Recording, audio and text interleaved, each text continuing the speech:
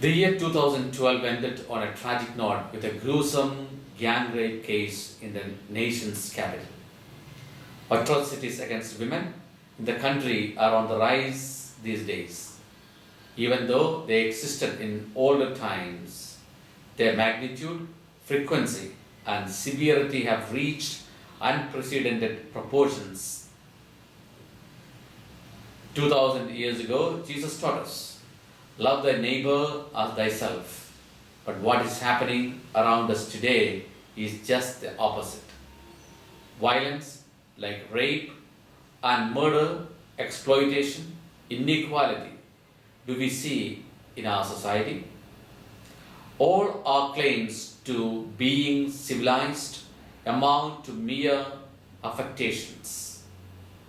So much has been preached, taught, and written about compassion, kindness, and truth, all to little avail.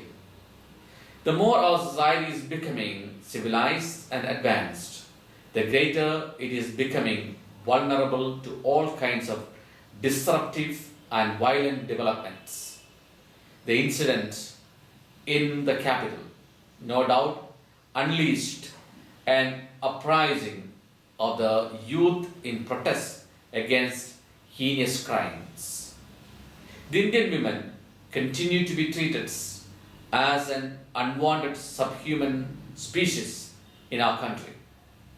Adherence to rotten practices like female feticide, abortion, dowry, and depriving the young girl child of good food and nutrition, education, and health care are only a few examples.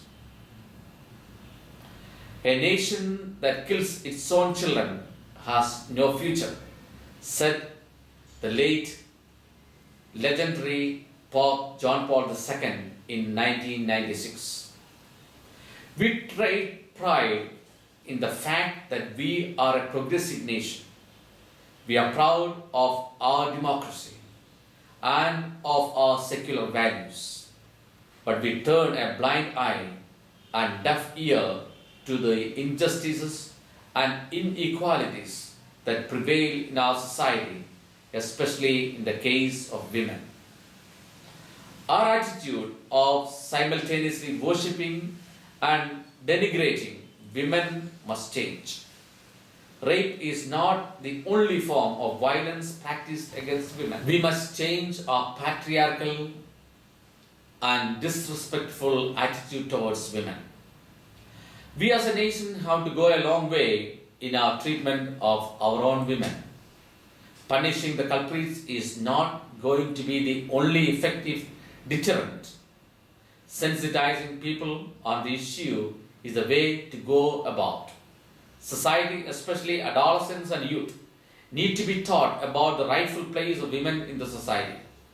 They should also be enlightened on sexual discrimination, harassment, assault, and rape.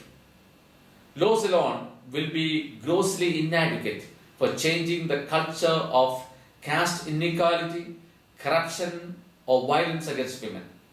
Helping people to change their mindsets will see an abiding change.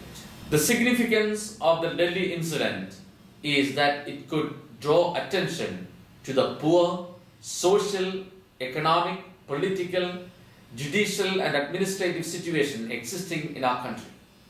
We must take a larger view of the social restlessness, lawlessness, intimidation, and violence.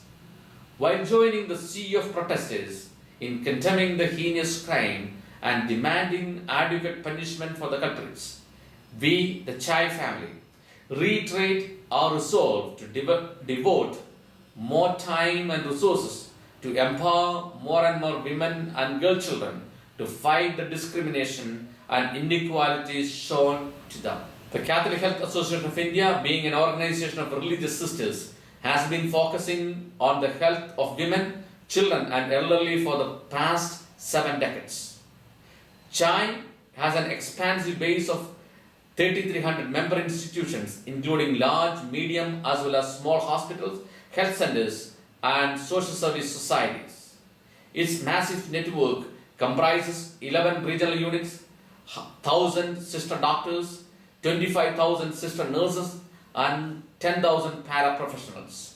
Every year, around 21 million people access the healthcare facilities provided by CHAI's member institutions.